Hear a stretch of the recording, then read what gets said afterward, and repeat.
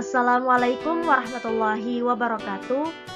Bertemu lagi dengan saya Siva Aulia dari Prodi Pendidikan Ekonomi Universitas Pancasakti Bekasi. Video kali ini dibuat untuk memenuhi proyek UAS mata kuliah Pendidikan Agama 3 dengan dosen pengampu yaitu Bapak Muhammad Rosidi SEMM. Oke, kali ini saya akan menjelaskan kisah Rasulullah SAW dalam surah Al-Fat ayat 29.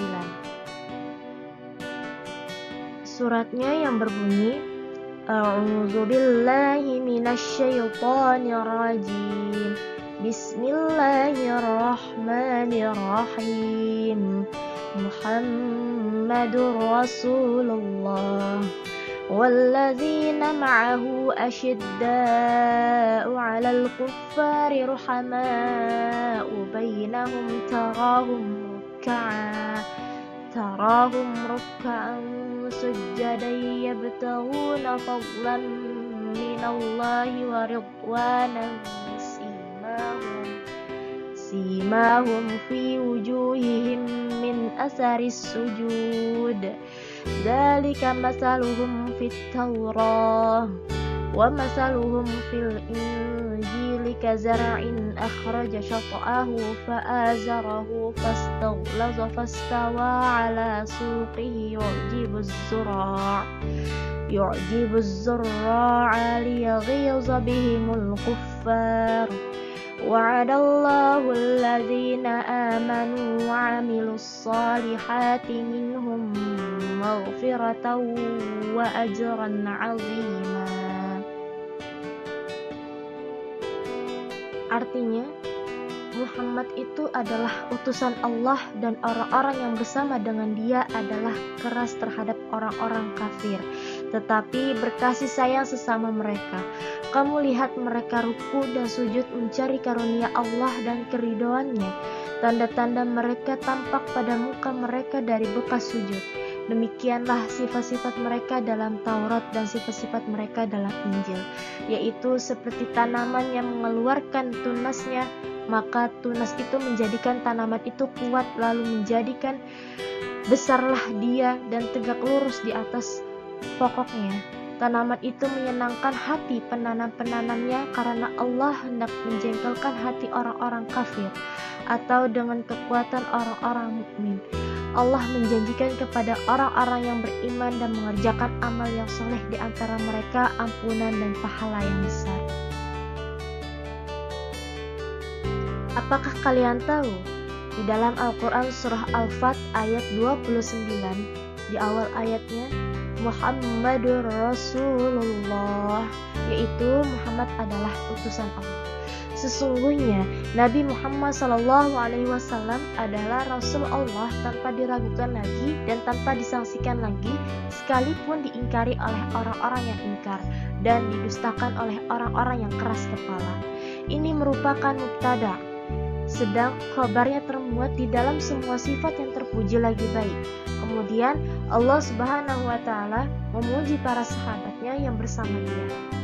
Walladzina ma'ahu asyidda'u 'alal kuffari ruhama'u bainahum. Dan orang-orang yang bersama dengan dia adalah keras terhadap orang-orang kafir, tetapi berkasih sayang sesama mereka. Inilah sifat seorang mukmin yang mempunyai sifat keras dan bengis terhadap orang kafir, pengasih dan berbuat kebaikan kepada orang yang suka berbuat baik, dan menunjukkan wajah yang marah dan cemburu terhadap orang kafir, dan murah senyum dan wajah yang ramah terhadap orang muslim itu sendiri. Seperti diterangkan dalam firman Allah, hai orang-orang yang beriman, perangilah orang-orang kafir yang di sekitar kamu itu, dan hendaklah mereka menemui kekerasan daripadamu, dan ketahuilah bahwasanya Allah beserta orang-orang bertakwa. Terjemah Quran Surat At-Taubah ayat 123. Tarahum ruk'an sujjadan yabtaghuna fadlan minallahi wa ridwana. Kamu lihat mereka ruku dan sujud mencari karunia Allah dan keridhoannya.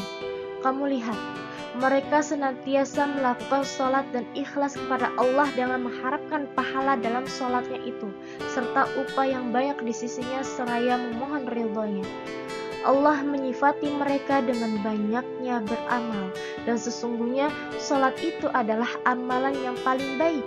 Allah juga menyifati mereka dengan keikhlasan mereka terhadapnya dan mengharapkan balasan pahala di sisinya, yaitu surga yang mencakup atas karunia dan kelapangan rezeki serta keridhaan Allah. Karunia dari Allah itu adalah rezeki yang berlimpah bagi mereka dan ridhonya kepada mereka, yang hal ini jauh lebih banyak daripada nikmat yang pertama, yakni surga, sebagaimana yang disebutkan oleh firman-Nya, dan keridhaan Allah adalah lebih besar. Terjemah Quran Surat At-Taubah ayat 72. Fi wujuhihim min akhris sujud, tanda-tanda mereka tampak pada muka mereka dari bekas sujud. Pada mereka terdapat tanda yang baik kehusuan dan ketundukan yang tampak bekasnya pada wajahnya. Oleh karena itu dikatakan, sesungguhnya kebaikan itu mempunyai cahaya dalam hati dan sinar pada wajah, keluasan pada rezeki dan cinta yang tertanam di hati orang banyak. Tanda yang tampak pada wajah mereka ialah keelokan, cahaya, kecerahan, dan keramahan. Allah memilih kata sujud karena ia menggambarkan kehusyuannya, ketundukan, dan penghambaan kepada Allah dengan sosok yang paling sempurna.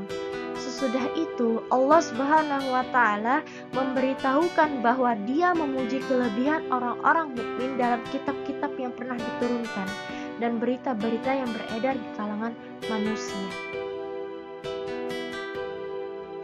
Dzalika masaluhum fit Taurah. Demikianlah sifat-sifat mereka dalam Taurat. Sifat yang disebutkan di sini mengenai kaum tersebut, yakni sifat-sifat dari para pengikut Nabi Muhammad SAW merupakan sifat-sifat mereka yang tercantum dalam kitab Taurat dan menjadi berita gembira bagi penghuni bumi. Wa masaluhum fil Injili kazar'in akhraja syata'ah fa'azrahu fastaghlaza fastawa ala suqihi yu'jibuka az-zura'.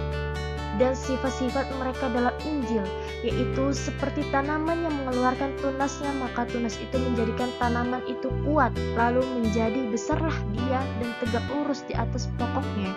Tanaman itu menyenangkan hati penanamnya.